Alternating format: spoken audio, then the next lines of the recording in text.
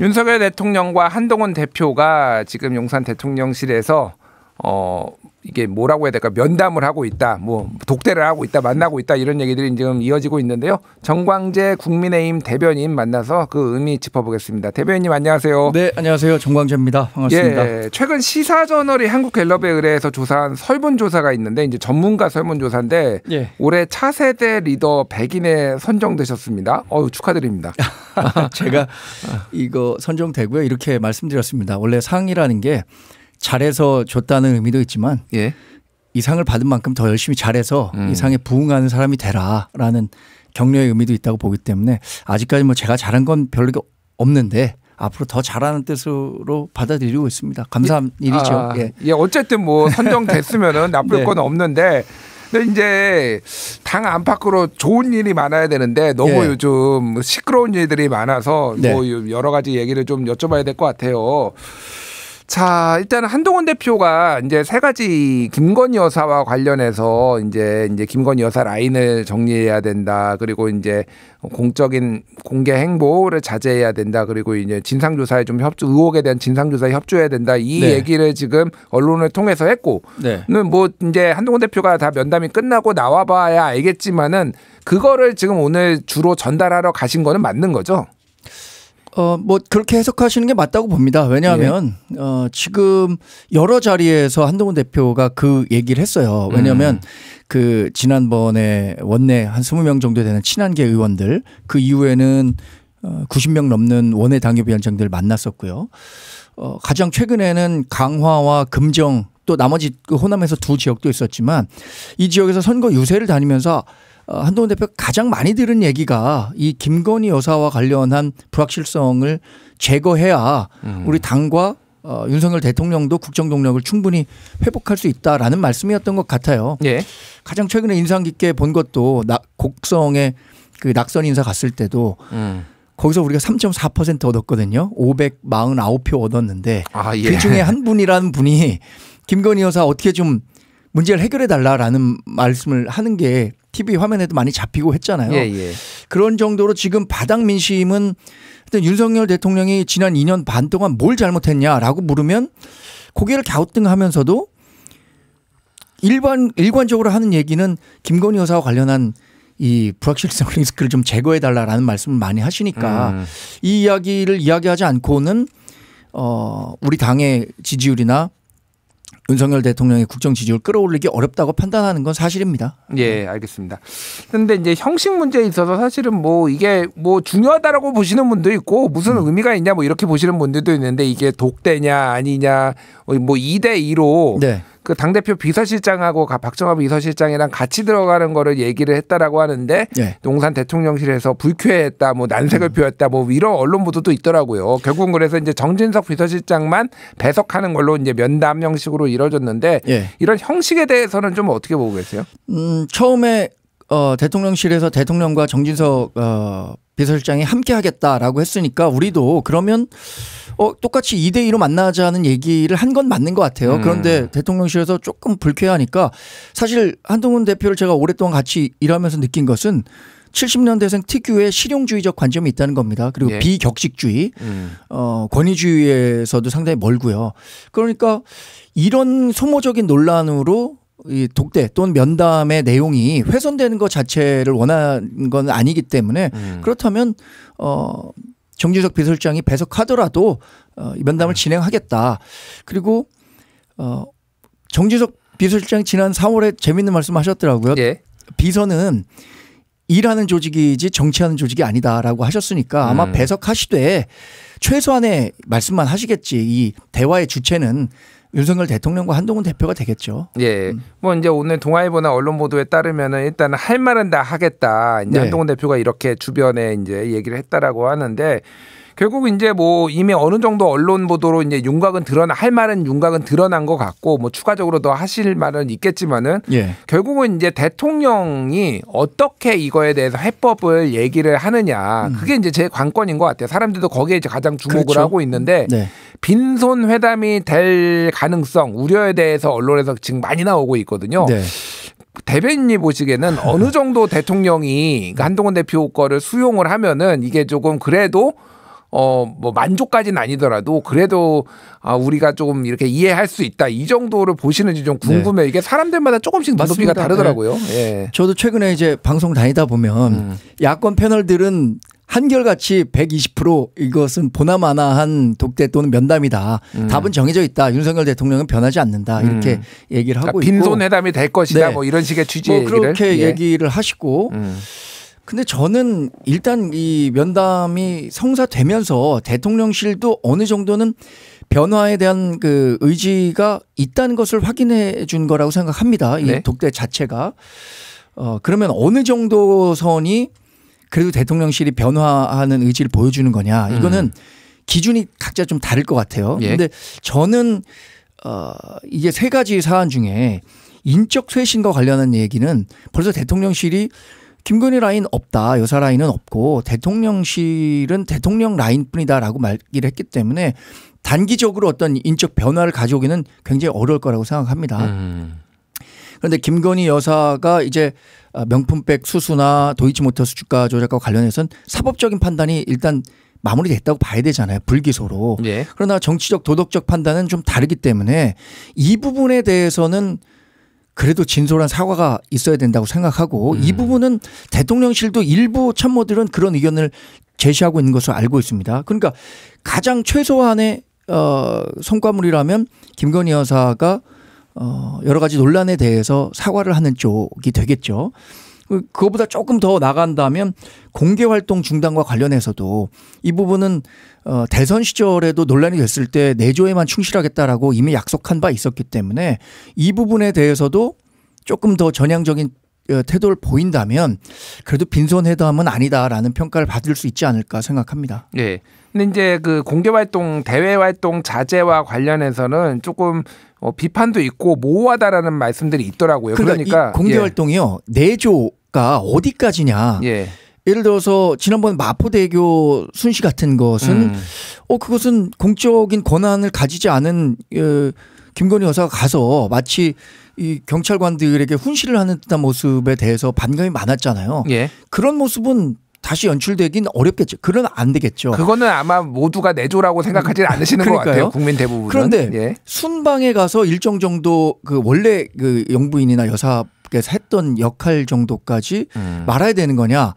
이 부분은 약간 이론의 여진이 있을 수 있습니다만 그것이 적어도 막 이렇게 대통령실의 프레스 가이드나 아니면 프레스 릴리스 형태로 공개되는 것은 없어야 하지 않을까 싶은 마음입니다. 그러니까 여사 단독 활동으로 대통령실에 그 개별 활동 사진이 올라가거나 기사가 나거나 이런 것들은 조금 자제를 해야 된다라는 게 한동훈 대표와 정광진 대변인도 좀 정광재 대변인도 좀 그렇게 비슷하게 궤를 같이 한다 이렇게 보면 되는 거죠. 제가 한동훈 대표가 딱 이 생각을 갖고 있는지 모르겠지만 그래도 당내에서 이런 의견들이 굉장히 많이 있다. 공감대가 어느 정도는 있다. 알겠습니다.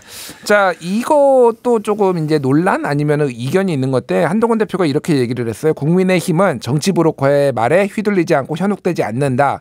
국민의힘을 지지하는 것이 부끄럽지 않게 하겠다라고 얘기를 하면서 김건희 여사 의혹과 관련된 어떤 진상조사 이 얘기를 했거든요.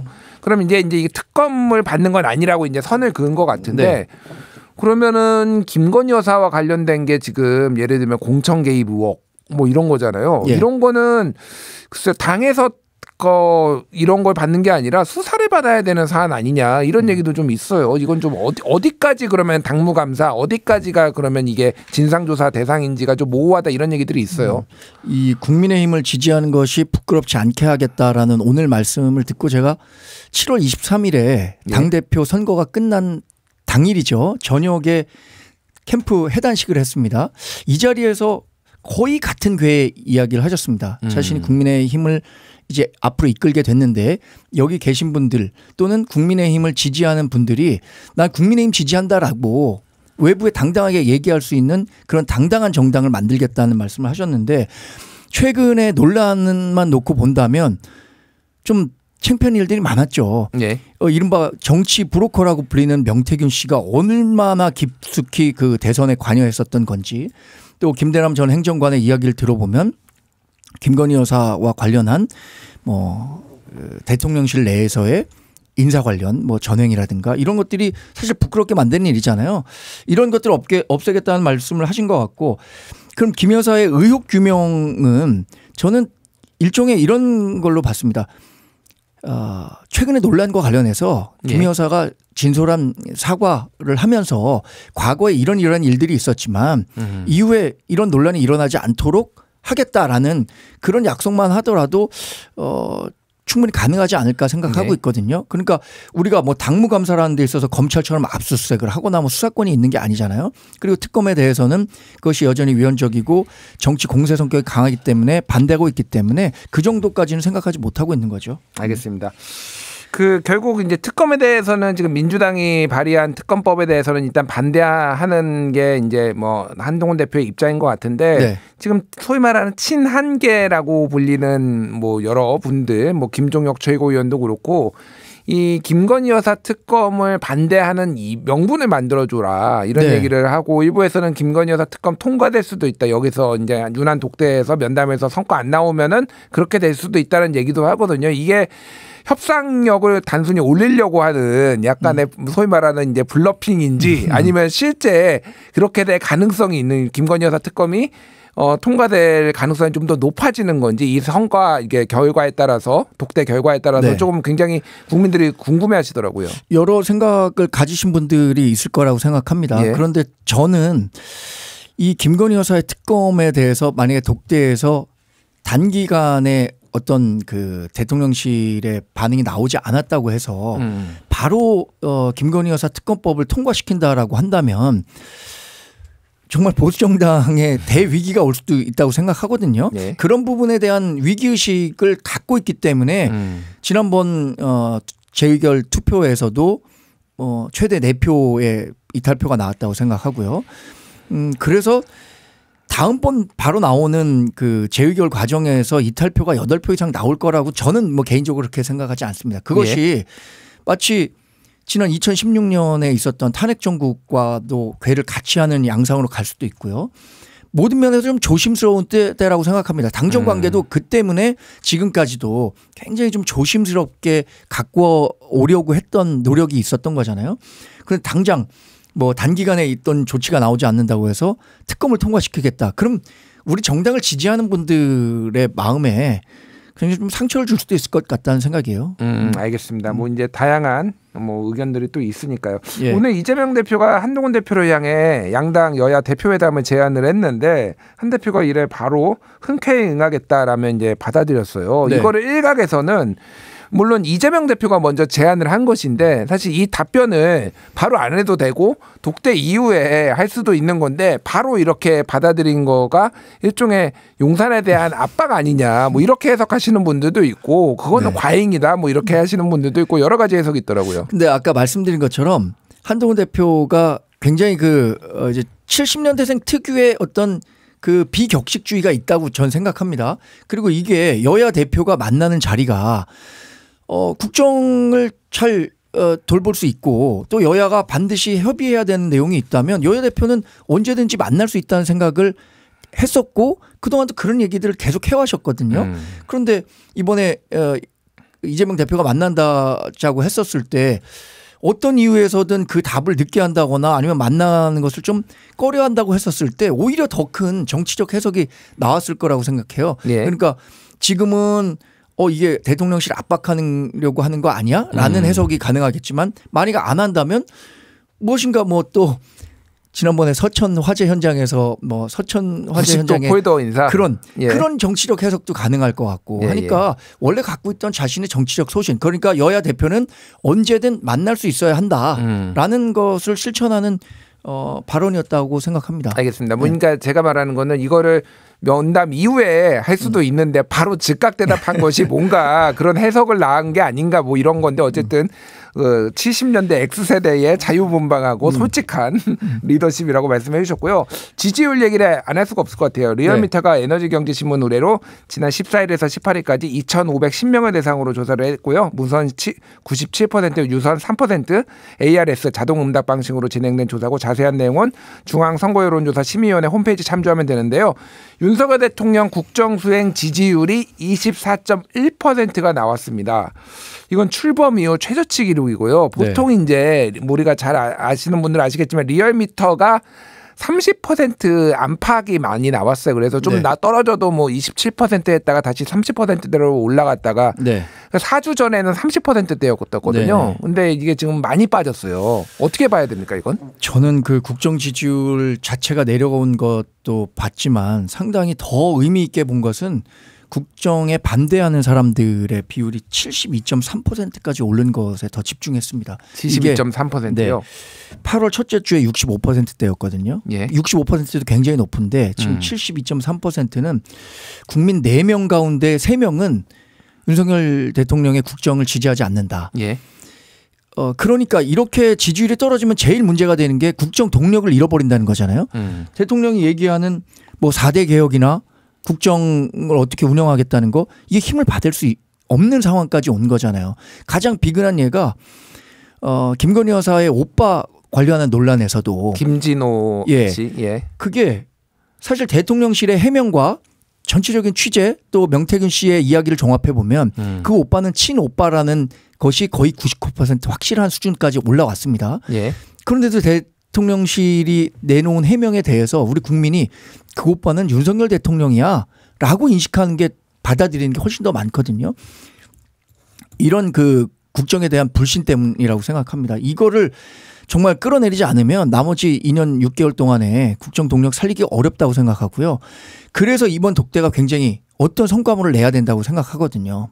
여기서 김건희 여사와 관련한 리스크에 대해서 조금 미온적으로 대처하거나 끊어내지 않으면 굉장히 어려운 국면으로 갈 수 있다고 생각해요. 결국 이제 정당 지지율도 국민의힘 31.3, 민주당 44.2로 좀 차이가 10%포인트 이상 났는데 그것도 역시 뭐 한동훈 대표에 대한 실망감도 있고 왜 싸우느냐 이런 것도 있지만은 김건희 여사 리스크가 상당히 당 지지율에도 영향을 주고 있다 이렇게 보시는 거네요. 저는 그 지난번에 당대표 선거 때 63% 얻은 그 퍼센테이지를 정확히 뭐 과학적으로 몇 퍼센트는 뭐 대통령 지지고 어떤 퍼센트는 뭐 한동훈에 대한 온건한 완전한 지지다라고 얘기할 수는 없겠지만 적어도 뭐 한 절반 정도는 윤석열 대통령을 변화시켜달라, 변화시킬 수 있는 힘은 한동훈 대표에게 있다라고 생각했기 때문에 지지했던 사람이라고 생각하거든요. 그 부분에 대해서 아직까지 목소리를 내지 못했던 부분에 대한 실망감도 있다고 생각하고요. 보수 자체가 좀 최근의 상황에 대해서 아까 당당하지 못하다 그랬잖아요. 보수 정당을 지지하는 것이 외부에 얘기하기 창피하다. 이런 사람들이 설문조사에 적극적으로 응하지 않은 측면도 있다고 생각하기 때문에 그런 두 가지를 다 그 긍정적인 변화로 끌어올리려면 이번 독대에서 나오는 김건희 여사 리스크 해소 방안 시급하다고 봅니다. 알겠습니다. 뭐 조만간 이제 결과가 나오는데 정광재 대변인 추후에 한번 다시 모시고 얘기를 좀 들어봐야 될 것 같습니다. 지금까지 정광재 국민의힘 대변인과 이야기 나눠봤습니다. 대변인 감사합니다. 네, 고맙습니다.